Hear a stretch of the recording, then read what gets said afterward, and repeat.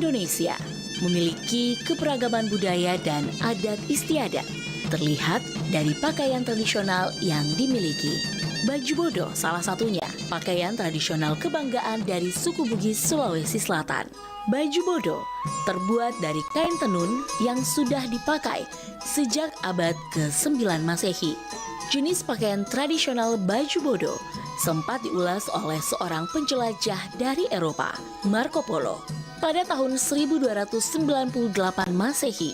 Dalam bukunya The Travel of Marco Polo, dideskripsikan bahwa kain muslin dibuat di Mosul, Irak dan dijual oleh pedagang yang disebut Mussolini.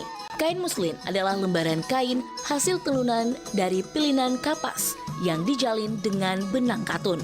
Memiliki rongga dan kerapatan benang yang renggang, menjadikan kain muslin sangat cocok untuk daerah tropis dan beriklim kering.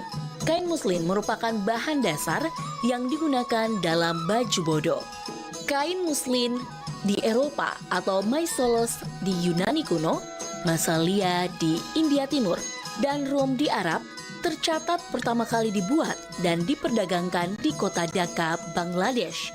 Dan hal ini menunjukkan pada catatan seorang pedagang Arab bernama Sulaiman pada abad ke-9.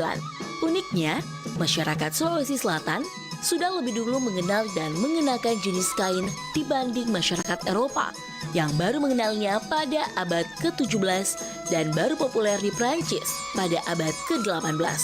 Berdasarkan sejarah, hal ini menguatkan bahwa baju bodo adalah salah satu busana tertua di dunia. Anda masih mendengarkan Pro 4, Suara Budaya Sulawesi Selatan.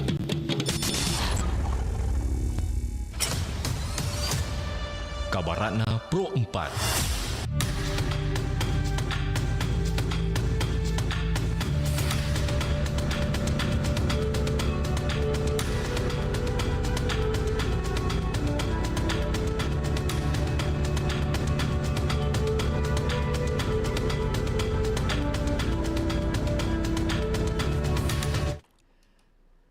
Iya, sahabat budaya Danau Cinta di Pangkep. Danau